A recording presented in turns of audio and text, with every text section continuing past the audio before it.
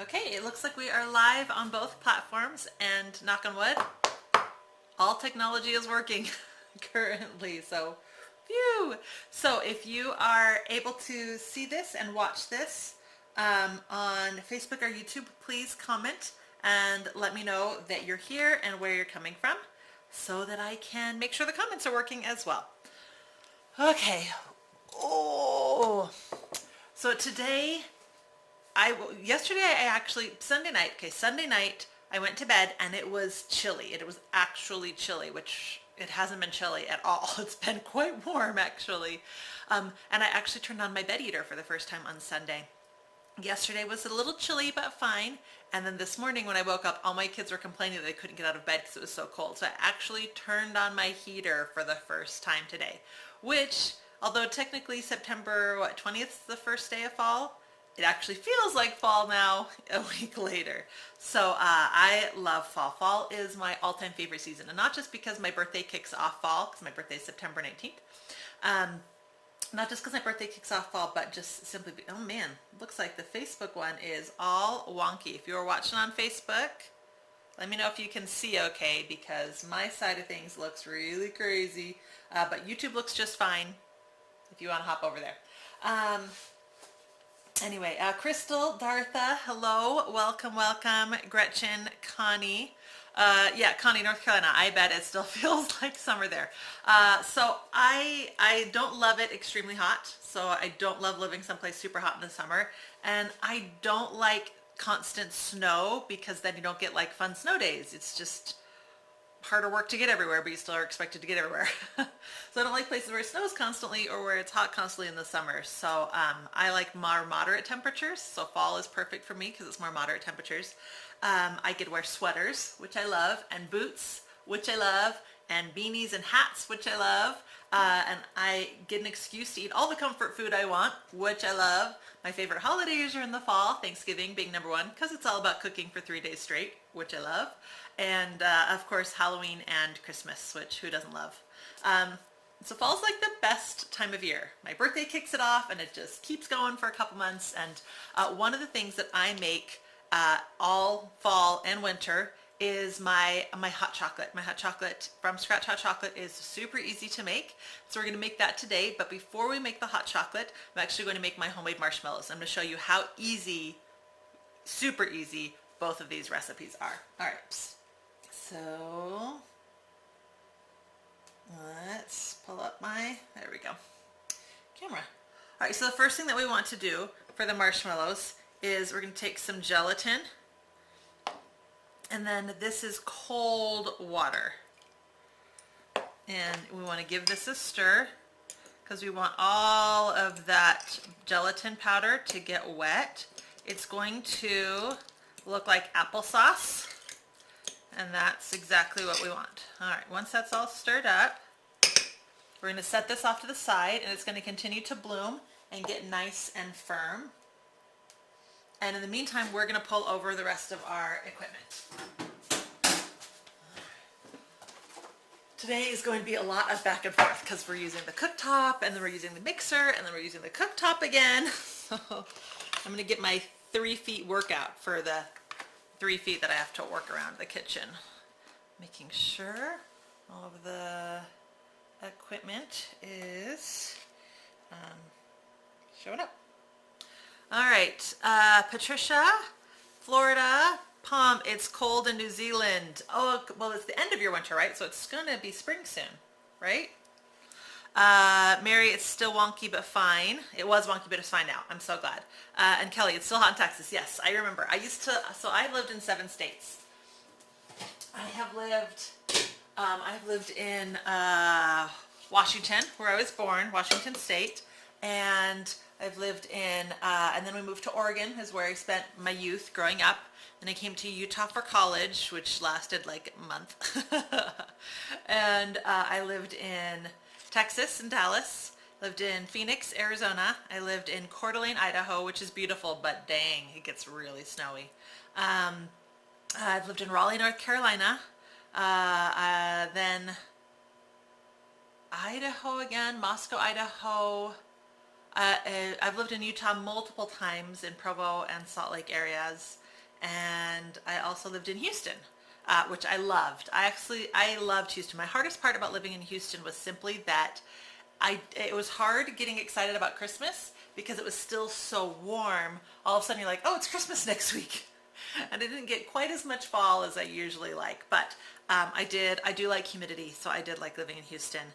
And the people were fantastic and friendly. So where I live now, it is dry as a desert because it's Utah, which I don't love. I miss humidity, but we do get all 4 seasons here, which can be really nice. Depends on how extreme the summers and winters get, on how much I can stand. But okay, so come on, I'm trying to move I'm having troubles today with one of my computers, so I'm not getting my comments the way I normally do. So I'm trying. Oh my word, come on. So I'm trying to adjust that right now. All right, here we go. Okay, Rhonda, Trucker, Crystal, Jeanette, welcome. Happy belated birthday. Thank you so much. Out of Chile. Wow, I love how something like this brings people together, how we get people from all over the world. It is so fun. Kim, Ohio. Deborah, Brentwood, California. See, California and Oregon, where I grew up, I would love to live in permanently at some point. 30 degrees in Ontario, but it's going to be 17 tomorrow. Dang, that's getting cold fast. Whew, whew. Hello, Ashley from Buffalo. How'd your cake from the other weekend turn out? Great. Should be. I put some pictures on Instagram stories. It was an armadillo cake from Steel Magnolias for a groom's cake for a wedding of a neighbor of mine. And the video, knock on wood, if I can get it edited in time, will be up on YouTube on Saturday. It turned out really, really good. Trucker, your hair is so pretty and your makeup so natural. Oh, thank you so much. You're so sweet. All right, so now we're going to work on the sugar syrup that's going to turn into our marshmallows. So we're going to add, sorry, I have everything all prepped and covered in plastic. So we're going to add the sugar to the pan and water to the pan. And we're going to whisk that together. Oh, wrong whisk. This is for the stainless steel pot. Ooh, there we go. We're going to whisk this together. And on low heat, we want the sugar to completely dissolve. And by the time that's dissolved, this is going to be nice and firm and ready to add to it. So add that on low heat. I don't know why my Facebook comments aren't staying scrolled. That's frustrating. Tempe, Arizona, Buffalo, New Hampshire, Alberta. Dang, we have people from all over the place. South Carolina, very nice and very fun. All right.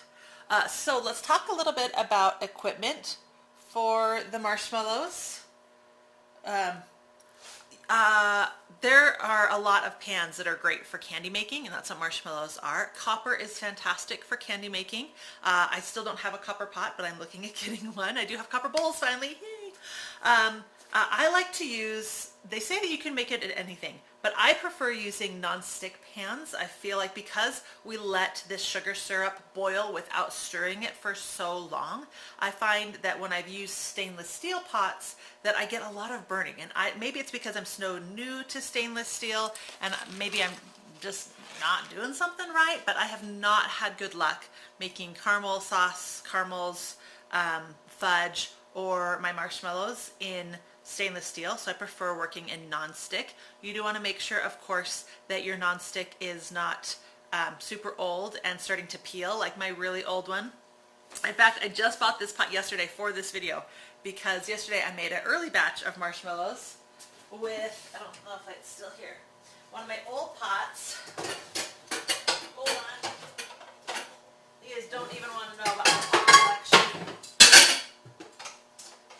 So big. I got this one in the early years of my marriage and when I was still married, so you can tell how long ago that was. Look how bad of shape it's in, and it has this crusties all over the bottom, and it's time to retire this pot. But it is a 4-quart pot, which can be hard to find. I can find 3.5, but not a lot of 4. And so many of my recipes fit perfectly in this pot. It's been hard to give up. So I did buy this one yesterday though because When I was making the marshmallow batch yesterday, I started seeing some black flakes again, and you just don't want that. Yeah, so good nonstick pan is what I have found is best for making marshmallows and other candies. All right, so you can see this is coming to a simmer now, and it's starting to get clearer. It's not all the way clear yet. Kelly, everyone always says, how'd you make gray icing? I actually didn't make gray icing. I went a little bit more realistic with my armadillo. I tried to do a mix of the cartoony look from the movie and actually do what I do, and that is make more realistic cakes. But I didn't want it to look scary and gross. So I kind of went for a mix in between. But armadillos actually have a lot of kind of a peachy pink color, and their shells on the back look like they were gray, and then as they get worn away, that peachy pink is left underneath. So I actually made the frosting and the fondant out of the peachy pink, and then I painted the whole thing black and then rubbed off the black to make it look, anyway, you'll see on Saturday. I think it turned out really good, but gray icing is actually super easy to make. You just add a little bit of black. A little bit of black frosting tends to leave it a little bit red, so you add a touch of green as well. But you always, when it comes to blacks, you want to add a little bit at a time, little itty bitty bit at a time. Okay, so this is simmering really good now, and there's just a little bit of sugar left, as you can see, just around the edges. So our goal for this is any sugar syrup, if you cook it long enough, could turn into a more caramelized syrup, and we don't want that because we want our marshmallows to stay nice and white. Okay, so that's all done. You can see that liquid is all clear now. Oops. So now I'm going to add the gelatin. So just take a spatula, and if you can get a nice grip underneath, it should just pop right out. I'm just going to add that right to the mixture.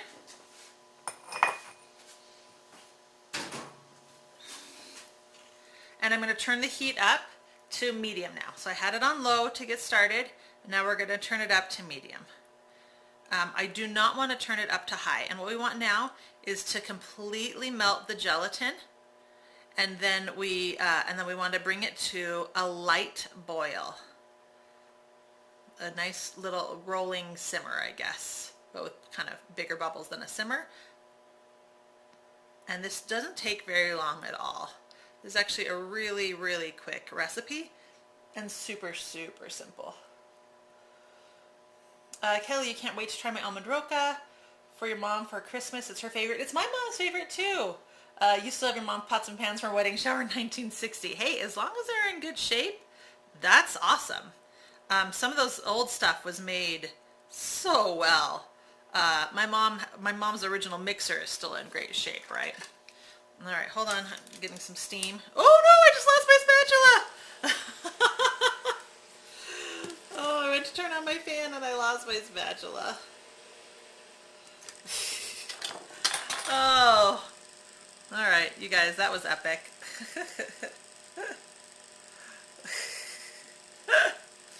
Yeah, I'm awesome. All right, so there's no more chunks of the gelatin left. It's turned white, and now it's at a nice simmer. So I'm going to give it one final stir, and then I'm actually going to stop stirring and let this boil. And this is looking great so far. You want to make sure that you use a nice big pan because this does grow quite a bit, and the worst thing ever is to have that sugar syrup spilling over the sides and getting all over your burners. Like, it's literally the worst. Okay, I'm trying to keep the fan on so my camera doesn't get all steamy, but it's also a little bit noisy, so I'm trying to get it out of the way. And this is what we want it to look like, just a nice rolling boil. We don't want it to be less than this. We don't want it to go too crazy more than this, or it could actually then overcook again. I'm going to put my timer on now for 15 minutes. So I know that I talk a lot about candy making and caramels and fudges and stuff like that, and I talk a lot about how important it is to hit the right temperature. So I don't have any of my recipes anymore saying Like, check how beautiful this looks. I love this rolling simmer that it does. None of my recipes say boil for 15 minutes anymore, except for this one. This is the only one that I still keep that boil for 15 minutes versus hitting a specific temperature. Oh, look, and we're already starting to get some color down there, so I am going to give it a little stir because that's not what I'm looking for. I try not to stir it, but depending on your pot and what's going on in what's going on with the barometer, we've been having a lot of rain, which can affect your candy making. But what we don't want is those dark caramely flecks. Ah, my old pot never did this. I'm so sad. All right, so I guess when I say don't stir, I mean don't stir often. we definitely don't want this sugar burning to the bottom of your pot. Oh, maybe I should have gone with Teflon, my old standby, never burned to the bottom. But yeah, we just want to keep it at medium temperature and a nice simple boil like this. But yeah, so like I was saying, this is the only one that I have stuck with saying 15 minutes because I tried creating a temperature for this. I tried saying, okay, hit this temperature, and I came up with some problems. So I'm going to show you the temperatures as we go so you can kind of see what I'm talking about. All right, so right now, this is at 209 degrees. And we're just a couple minutes in. Now, to hit the softball stage of candy making, the goal is 240 degrees. But you have to remember to adjust for altitude. So 240 degrees is a sea level temperature. In fact, all recipes that include degrees should be written for sea level. How to determine how much you should adjust your recipe by, you need to boil some water. Now, water boils at, great, now I'm going to forget all the right things, 219 degrees at sea level. So get a good thermometer, boil some water, and take the temperature. Now, when I boil water here at the 4,500 feet that I live at, high altitude, I get, water boils at 199 degrees, which is a 20 degree difference. And so when I am going for candy making stage, instead of going for 240, for softball stage, I'm going for 220. So you just need to remember that to adjust any recipe that is, that needs a temperature when you're making it. So really our goal here is softball stage, but I have hit softball stage before the 15 minutes were up and I've had bad luck. Or I've never hit the softball stage and I've boiled for way over 15 minutes and it's starting to get super colorful, and then that's also ruined, right? So that's why I just say 15 minutes. It's this nice sweet spot for this being right. It is always close to softball stage. It doesn't quite hit it though. So we're at 210 degrees right now, and I'll just keep you guys posted as we go. And again, I'm just getting a little bit of golden here in the bottom, so I'm just kind of making sure to just move the bottom of the pan around a little bit so that I don't, it doesn't stick and get flecks of this caramelized sugar in it. And I'm trying to keep my spatula clean so that when I go in to scrape it, I'm not just putting that caramelized sugar right back into the mixture. So let's take a look at that. Oh, look at that again. So it's still this beautiful rolling bubble. Just like that. Hello from Ireland. Never mind. Okay. Never mind, Leon. Welcome. Trucker, are you able to show us the pineapple carrot cake with cream cheese frosting? I do not have a pineapple carrot cake. I don't like carrot cake and I don't like pineapples. So I do not have a recipe for that. I am very sorry. I am working on a carrot cake cookie from like Disney World because it's my mom's favorite dessert. But, and my mom's favorite cake is carrot cake, but I do not personally have one that I like. Man, I don't know why, but the Facebook comments are not staying scrolling. Glenna Faye, hello, welcome, welcome. Hi, Margaret. Hello, Jaleesa, nice to see you. What kind of candy am I making? We are making homemade marshmallows right now. All right, so it has been, oh, that's me, just spilling stuff, ignore me. All right, we're about halfway done with our boiling time for this, and we're at 211 degrees. All right, so we have about 6 more minutes. Are there any questions about adjusting for high altitude that maybe I was confusing about, or marshmallows or candy making, or the type of pans you want to use at all? That was a great time to answer that.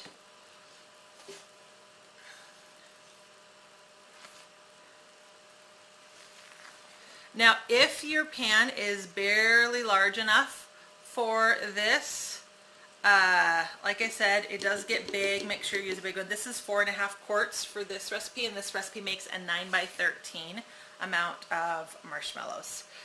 This is the same marshmallow recipe that I use for my my Scotchmallows, my caramel marshmallows dipped in chocolate. I also use this is the exact same marshmallow recipe that I use for my homemade peeps. For homemade peeps, you can either do just what we're doing today and pour this recipe into a 9 by 13 pan, let it set, and then use cookie cutters to cut out the shapes. Or you can do what I like to do, and that is let the marshmallows, after the marshmallows are all mixed up, let them set a little bit, and then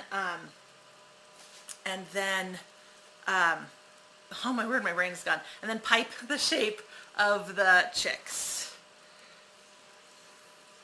Oh, I'm just making a mess with this spatula going back and forth.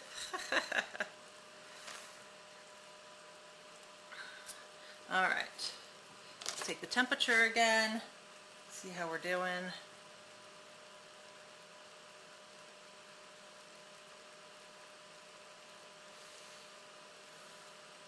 All right, so we're almost done, and it's still at 211 degrees. If I went much longer in the boiling process, it would actually, as you can see, we're still getting those golden flakes on the bottom. It would turn even more golden. It would start to have more of a caramely appearance and scent and flavor to it, which I don't want. And that's why I tend to just stick with that 15-minute rule instead of going for a specific temperature, because we still have 9 more degrees to go till it hits softball stage. So I would say that that this is going to be less than softball stage for most of you. But again, sometimes I've hit softball stage, sometimes I haven't. And I've just found that that sweet spot is that 15 minutes worth of cooking. All right. Because this is live, I'm actually going to turn this off. I'm not going to wait the full 15 minutes. This should be decent. Anywhere between 10 and 15 minutes is going to do you pretty good. So we're going to move this burner out of the way now and bring in our mixer.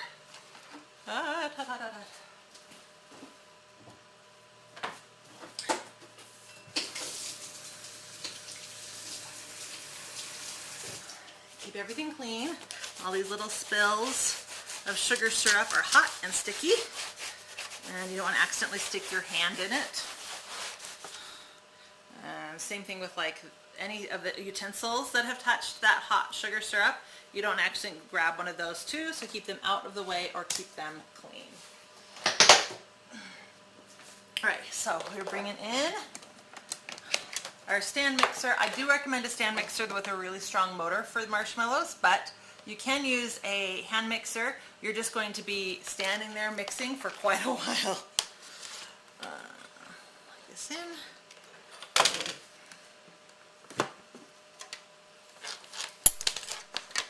All right, get that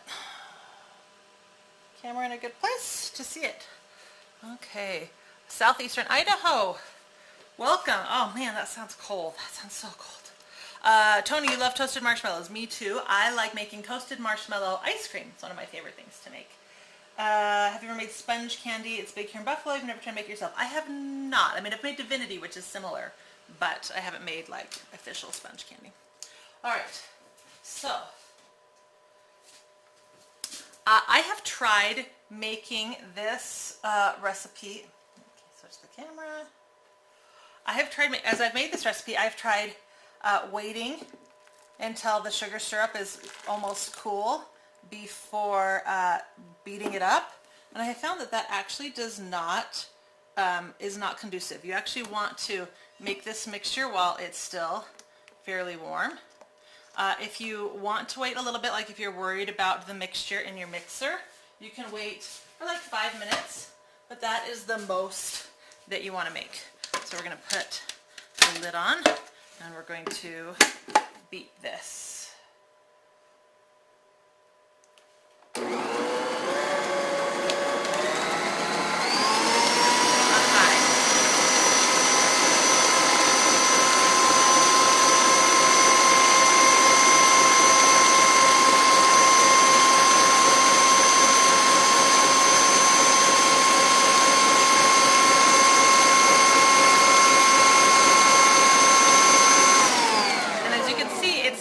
Slightly tan, but it's already getting lighter as we go.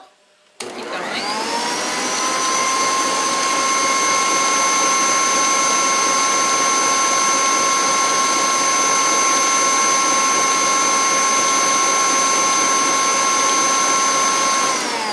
Also see all the condensation that we're getting on the lid. That's because this is still steaming and quite warm. That's why I don't have this second lid on. I don't want to enclose this completely because I want this steam to escape, but I have this on for a splash guard because I don't know if you can see, it does kind of go up the sides because it's very liquidy and the mixer beats it really high up the sides. So.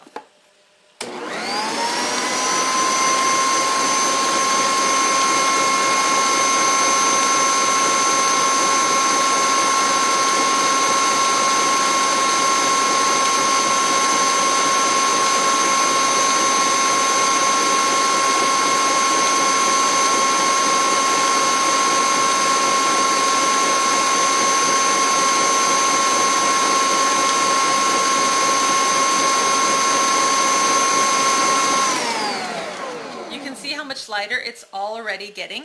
Now we don't add the flavoring the moment we put it in the mixer. You can, but when it's this hot, adding the flavoring, the vanilla or peppermint or whatever other extracts you're adding to your marshmallows will actually evaporate and you'll get a much lighter flavor. So we do want to wait to add this until it's cooled down a little bit. As this is whipping, it's also cooling down slightly. So I usually wait until it starts to turn more white and then I add my flavoring.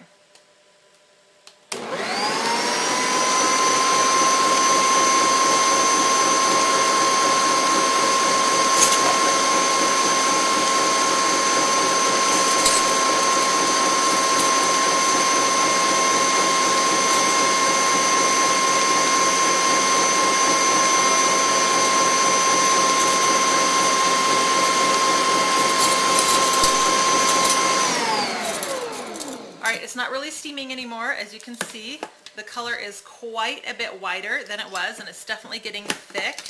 So I'm going to add my vanilla now. Now again, you can add any extracts you want. I have added peppermint, I have added maple, I've added almond. You can also add like vanilla bean paste instead of just straight vanilla and get those nice beautiful flecks in there too.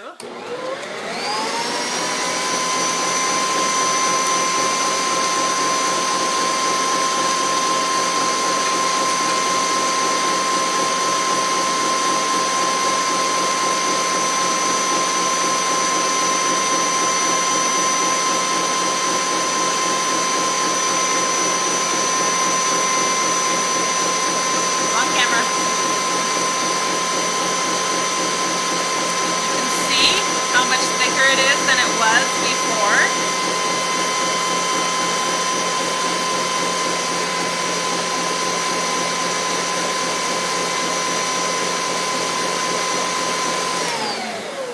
And hopefully you're also hearing the difference in the mixer. The pitch of the mixer has changed. I usually put this in here, start beating it, and I walk away and I work on other stuff, and then I listen for that pitch to change. That's when I come back and I start watching it a little bit more closely. So right now it is still very runny, but it is starting to get a little thicker. So we are getting really close.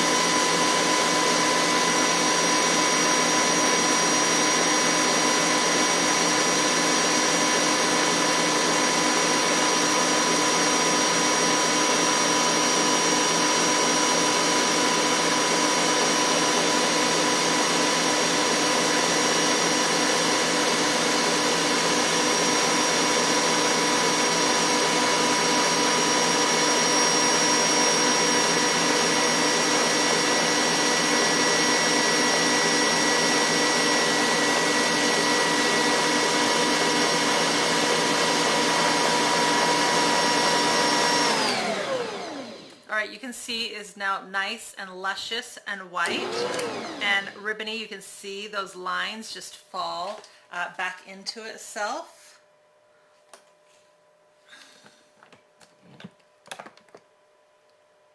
Ugh, look how luscious that looks. You can see as it falls back into the batter, it's leaving beautiful lines. Oh man, it looks amazing. Let it go for like 1 more minute. You could totally pour it in now. 1 more minute.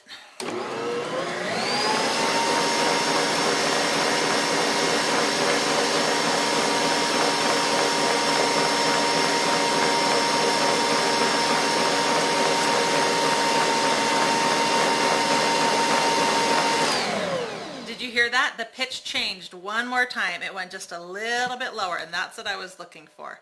Look how beautifully that pours onto itself. It holds its shape for a while, and then it slowly disappears into itself. This is perfect. This is what we are waiting for. For those of you on Facebook, head on over to YouTube. It's working perfectly over on YouTube. I don't know why Facebook is giving me a hard time today, but YouTube is working great. All right. So now we're gonna move everything again. If you were doing some kind of flavoring like peppermint or anything like that, and you want to add color to your marshmallows, here at the end is when I would add the color. If you want it to be swirled, I would actually wait to add any color until you've poured it into the pan. So for our pan, glass 9x13, and I'm just going to spray it with some nonstick spray. I always do this over the sink so that any overspray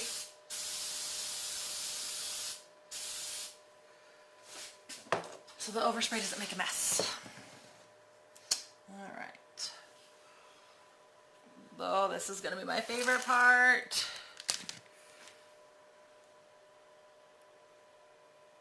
Look at that. Oh, it's just so beautiful. Oh, I love that ribbon of marshmallow just spilling out all over the place. Don't forget to get a spatula and scrape your bowl. You definitely want all of this goodness in here. You don't want to miss out on anything.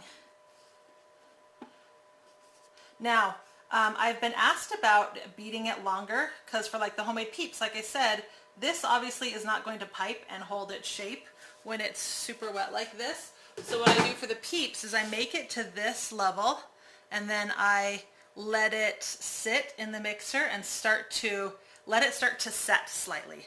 Let it start to firm up, and then I pipe it. And there's kind of this sweet spot before it gets too thick, but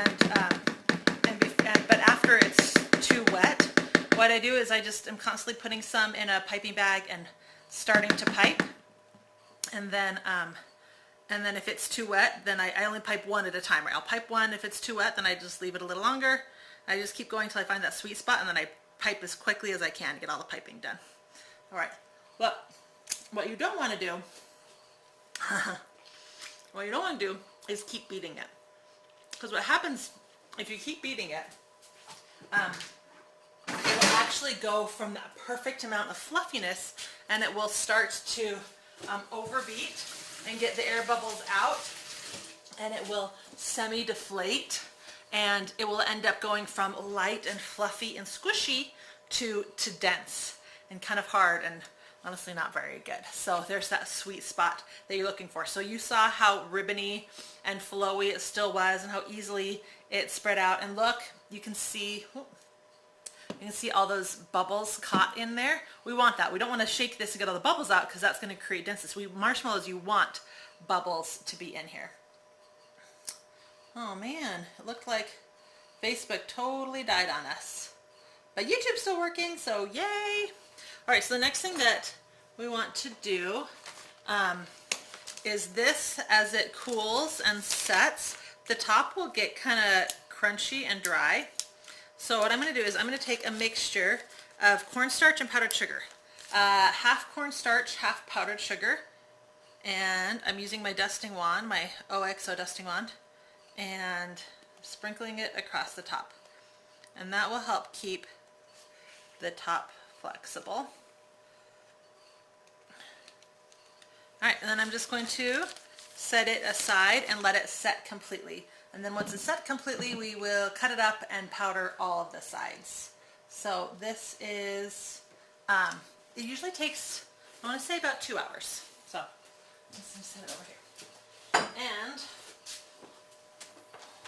hot.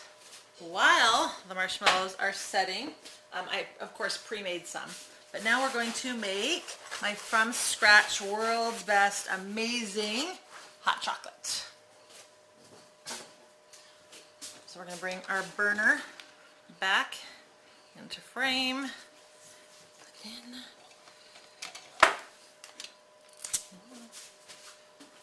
All right.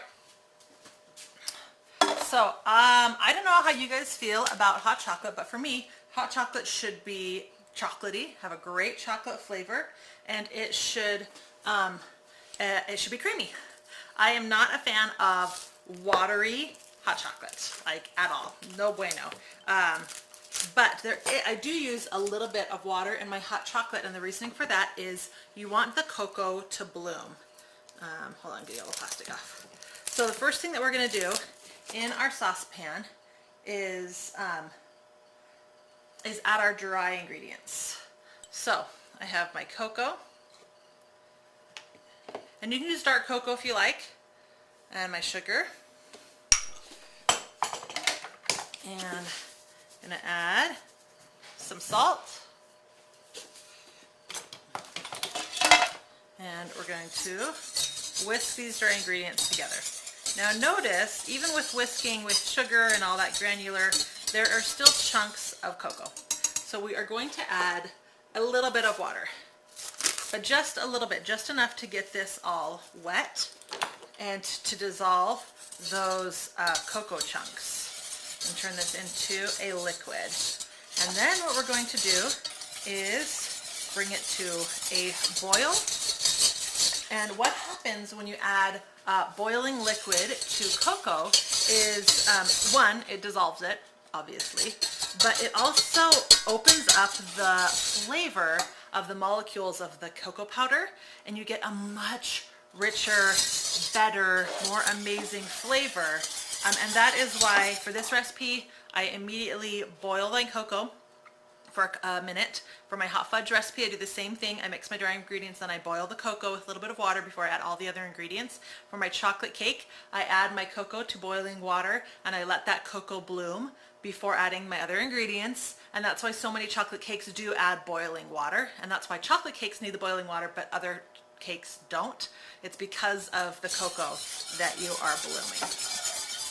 And yeah, so I have tried making, so when I'm on vacation and we're at one of those hotels with continental breakfast and they have those little packets of cocoa, what I always do is I add the boiling water to the dry ingredients just a little bit to get it to bloom my hot chocolate powder mixture, and then I add a bunch of milk, and then I heat it up as I need to, because that's what I do at home. I never add just water to chocolate, no matter what the little packets call for, because I like my hot chocolate watery. I think that's just wrong. It's just wrong. There's something wrong with that. All right, so we are getting a nice simmer on our cocoa, and we want to make sure that this simmers for at least 1 minute. So I'm going to set a timer so I don't miss that. Turn the fan on so we don't have issues with steam.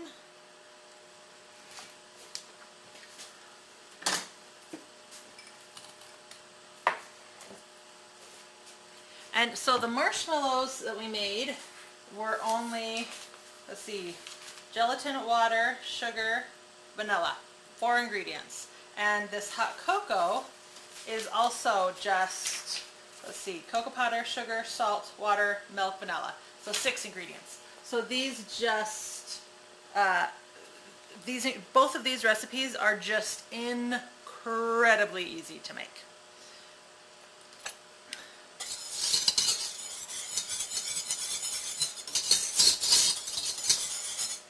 Ooh, we're getting a lot of steam. All right, 3 seconds left. There we go.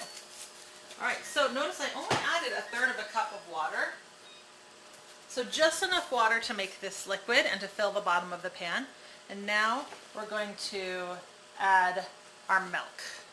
Now I use whole milk. I am a whole milk gal through and through. I am a big believer in higher fat ingredients, taste better, and they fill you up better. So you end up eating less, and I would rather eat less and have it taste amazing than be left hungry or eat more and not have it taste amazing. So personal preference there. Okay, so now what we're gonna do is just let this heat up until it comes to the temperature that you like your cocoa. So some people, keep your hand clean, and I just use my finger usually to test the temperature. Because what you don't want to do, of course, is pour it into a mug and test the temperature with your mouth. So I always just test it with my little pinky finger. But obviously you make sure that you keep your hands really clean. So now this is going to sit here and getting warm, and in the meantime we're going to cut the marshmallows while we do that. In fact, I think I'm just going to move this over to the stove and finish heating it up over here.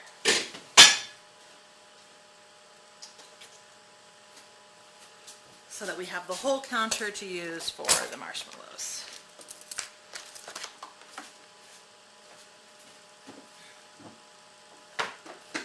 Alright, let's start by looking at the marshmallows we just made so you can see where they're at. Let's see, a little bright.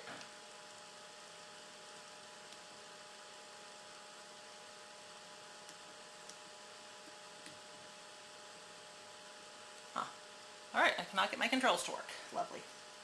Alright, so this is the marshmallows that we just made, and already you can see it's bouncing back, but it is still breaking.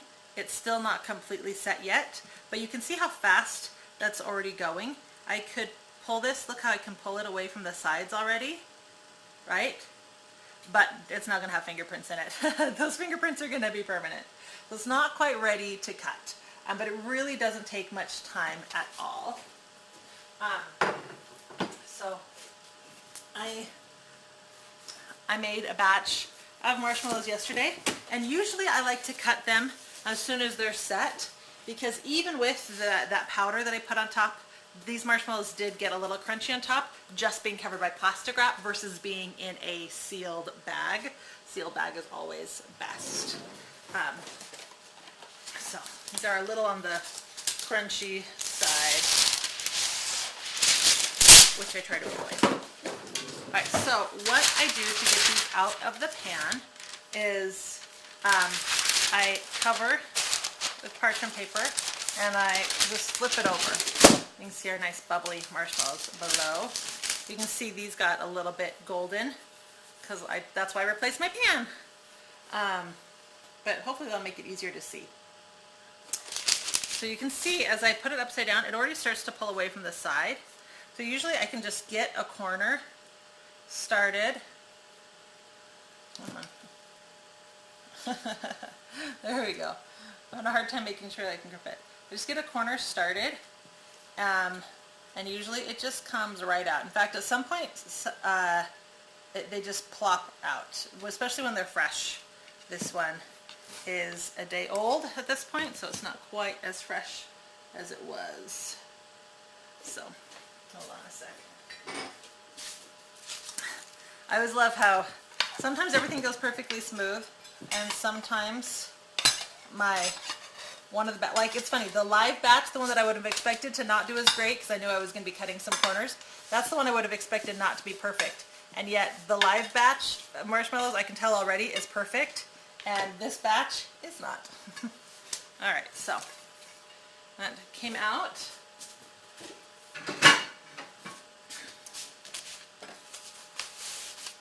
And I'm going to put a cutting board underneath it so I don't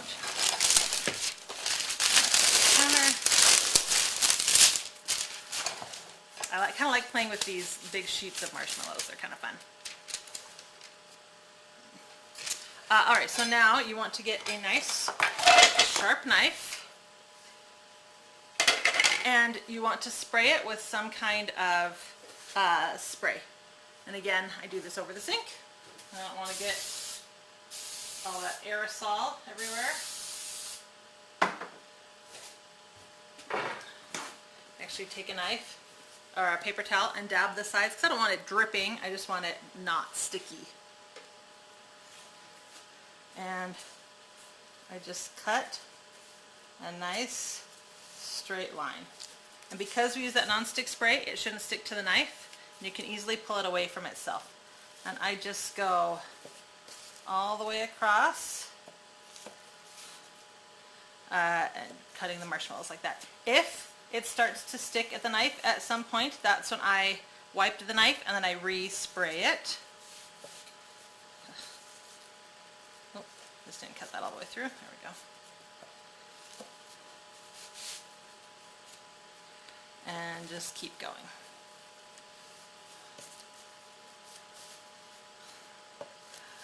Come on, cut. All right.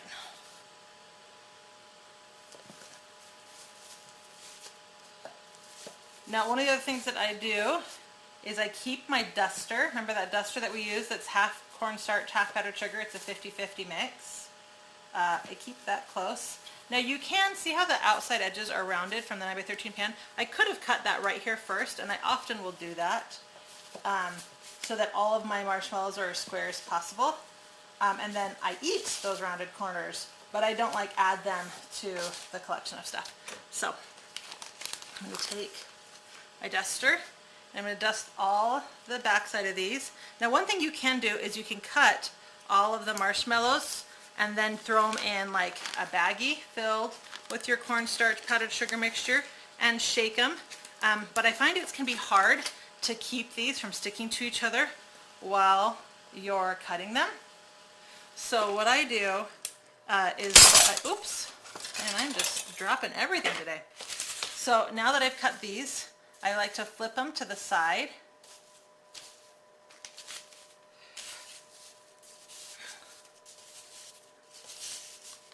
And I'm going to dust this side real fast. And then I'm going to flip them to the other side. And this is just my own little like kind of OCD how I do these marshmallows now. You obviously can do them however you want. Make sure you keep your dusting wand half full.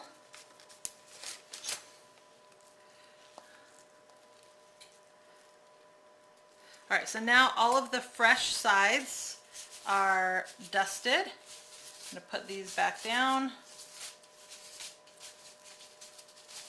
And now I'm going to cut the other way to get our squares. But really quickly, I'm going to check on the hot chocolate. Now I have it on medium-low because I'm not trying to bring it back to a boil, right? I don't want to have boiling hot chocolate and burn my taste buds. I mean, I've done it. Not fun. So again, keep your hands clean.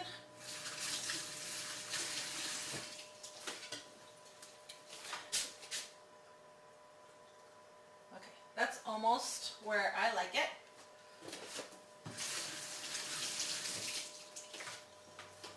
We are almost done cutting marshmallows, so it's perfect. So then I cut the marshmallows going the other direction. Now if you have not overbeaten your marshmallows, then you will get perfect squares if you do like 1.5 inches, because that's how tall they are. So these, like I said, I had some problems with my pan yesterday, and so while they're still nice and squishy, see how squishy they are? These are a little denser than I usually like them. I overcooked the syrup a little bit.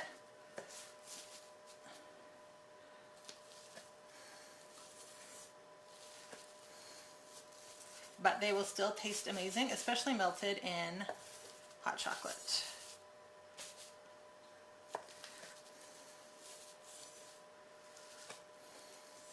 So I want to say these are probably like 1.25 inches maybe. I don't know. I just eyeball them. I don't like get out a ruler or anything extreme when I'm cutting these. All right, last cut. And then the same thing that I did, I'm going to flip these up, and usually I can do like most of the row at a time, like together at a time.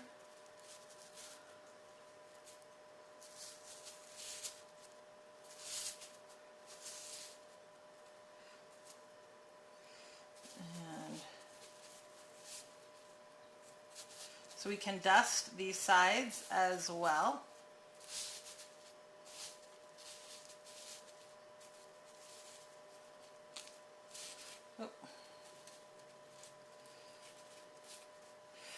All right, go back to dust. And you want it to be that cornstarch powdered sugar mixture versus just all cornstarch or all powdered sugar, because the powdered sugar will help keep the coating a little bit sweet, but the cornstarch is like what will help keep it drier. And then flip.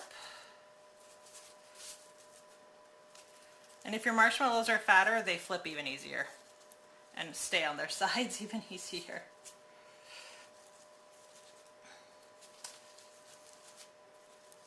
And whoop, oops.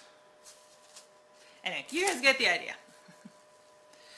All right, so then what I do is I take a couple at a time and I shake them to get all the excess powder off, right? Really, you just want the powder on there so they're not sticky and tacky and you can touch them and move them. And then I throw these in a bag, and my kids will enjoy these for a couple days. They do, the longer they go, they will get a little bit on the crusty side. So the fresher they are, the better. But I say I make a batch of hot chocolate probably once a week, and a batch of marshmallows once or twice a week, depending on how quickly my kids eat them, or what I'm making with them, right? If I'm making s'mores or toasted ice cream, toasted marshmallow ice cream or something like that, it's a little different anyway. But yeah, so then I always just shake off that excess, and it's perfect. They're no longer like majorly powdery. I'm not gonna bite into this and be like, have my mouth filled with powdered sugar and cornstarch, because that's not appetizing. All right, let's put this off to the side. Bring back our hot chocolate and talk about our very last ingredient.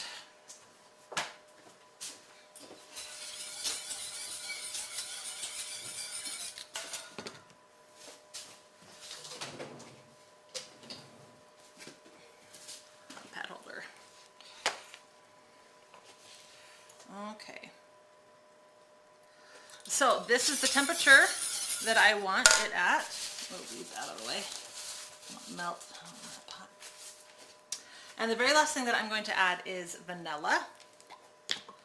And I don't want to add the vanilla until right at the end like this. And the reasoning for that is heat actually evaporates alcohol-based extracts like vanilla and almond and lemon and peppermint and all those. And so if you add them too early and they cook, the vanilla cooks as part of the recipe, you actually end up cooking out most of the flavor, which is why most recipes that are heat-based, you're adding the extracts at the very, very, very, very end.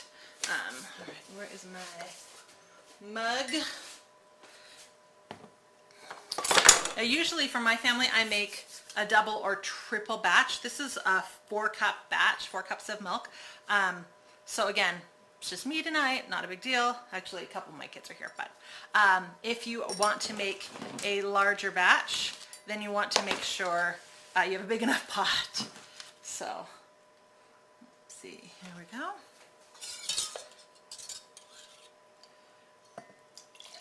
Now I make mugs every year with my kids' faces on them, and my kids love fighting over who gets what mug. I like to use this one though, just for pictures and stuff, so you guys can actually, you know, see the hot chocolate. So let's find some of these marshmallows that I've already dusted off. And we'll leave those there for a second. You can see them start to get all melty and gooey But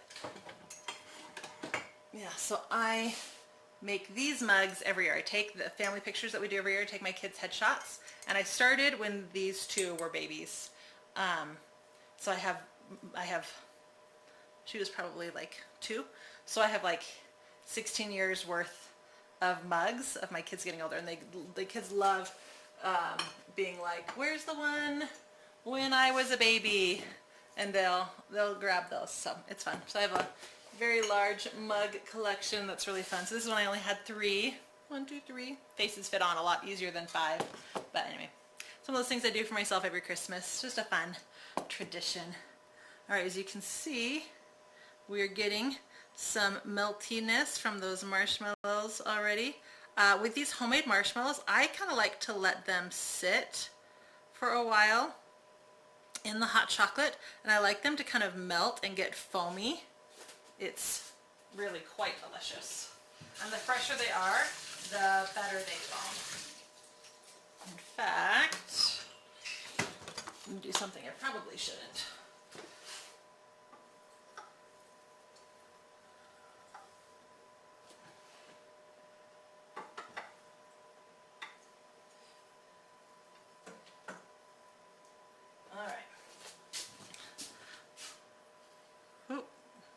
Don't tell anybody. I'm totally sticking my hands in this.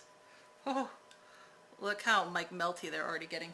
All right, here is today's marshmallows. They've been sitting for what, 20 minutes at this point? So you can see they're still slightly goopy right in the center, but they are fairly set. And look how much squishier and lighter they are than yesterday's batch. This batch is perfection. I'm gonna put that in there.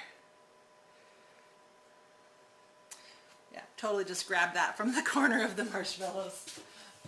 Hey, when you have 2 batches and one of them is perfect, you're gonna go for the perfect batch. I'm just saying. That's me. All right, I'm gonna let that get a little melty, and I'm going to answer some comments. Baking Diva, hello. Margaret Greer, hi. Brooke Baker, it's good to see you. It's good with a shot of rum. I don't drink, but I bet it would be for those of you who do. Don't forget the thumbs up button. Thank you, Crystal, for that reminder. Home milk girl here too. Margaret, I'm glad I'm not the only one. Water cocoa is yuck, right? I know, it's just blah. You've only made Hershey cocoa hot chocolate recipe, but your daughter will love this. Me too. Kelly, I hope you enjoy it. And you can use any cocoa that you like with this, of course. But yeah, it's just so easy. Margaret, you love from scratch hot chocolate. Your mom made it all the time. Sylvia, where did I purchase your mixer from, and what is the brand name? My mixer is a Bosch universal mixer. You can go to boschmixers.com and get it. I'll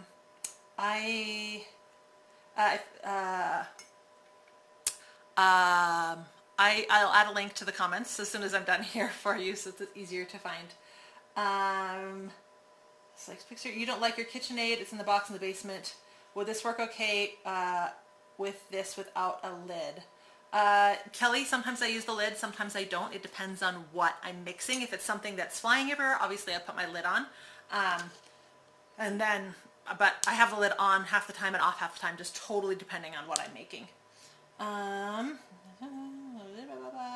it's the Bosch mixer is stronger than the KitchenAid. It's built like a horse and it will outlast you. It's amazing. Brooke Baker, if you start beating earlier, you can use it as sauce. Yes, I actually have marshmallow sauce recipes though that I prefer to this one, just a little less beaten, but that's a personal preference. Are you push your box mixer from? Hello everybody. Sorry, I'm just making sure that I got everybody. Kelly, you love the mugs. Thanks. They're really, really fun. Could you use half and half? You totally can. You can use any milk dairy product that you like. Thank you so much. Looks great. Thanks, Patty. Okay, so check this out, you guys. I've talked enough that it's done what I was telling you about. It gets all foamy and melty. Kind of gets like this little marshmallow head on top of the hot chocolate. So good. All right, we are at the end. I kind of stretched this out as long as I could. It's such an easy recipe. It really doesn't take long to make, but now comes the part where I get to enjoy it. Oh man, so good. And my favorite part is that whatever we, like, the reason I liked making a triple batch of the hot chocolate is that after the kids all have their mug for the day, if they come in, I do this in the afternoon a lot, after they come home from school and they're cold, we just make hot chocolate. I'll make one batch and it'll last us a couple days because you can refrigerate this. Now in the refrigerator, when you go like the next day to reheat it, you'll notice the nice thick layer of cocoa on the bottom chocolate and then a lighter, thinner chocolate milk on top. I just take the Tupperware and I just shake it until it's all intermixed again, and then I pour out a cup at a time and heat it up if I'm just making it for myself. If I'm making it for the kids, I just pour the whole thing into a pot and reheat it that way. But it refrigerates beautifully, it reheats beautifully. It lasts for as long as the products that you've added. So if your milk is about to expire, obviously the hot chocolate's not going to last as long as if your milk is fresher. But it never lasts more than a couple days at our house, so it's never really a problem. And same thing with the marshmallows. They will just, no matter how well you seal them, they will start to dry out. They're not ever going to be quite the same as store-bought marshmallows because they're better. So you can always half this batch if you prefer and just do a little 9 by 9 if you don't feel like you're going to use a lot. But yeah, just so easy, so delicious, so worth it. My favorite part of all, 100% for sure. So hope you enjoy these. If you're on YouTube, the recipe is down below. If you want a printable recipe, they're the 2 newest posts on my blog right now, and you can go just click print recipe. Easy peasy. I will be live again next Tuesday and we're going to start pumpkin time. I'm going to make my pumpkin cheesecake pie next week. So we're going to do the crust, a flaky American crust, and the pie filling. And so it'll be next Tuesday at 4:30. This weekend, the armadillo cake from Steel Magnolias is going to be up on the YouTube channel. Don't forget to hit the notification bell so you don't miss anything coming out. And don't forget to also leave me a comment letting me know of any other fall comfort foods that you would like to see, or any movies coming out you'd like to see cakes on, whether live or edited style. So thanks again for joining me, and I will see you guys next week. Have a great day.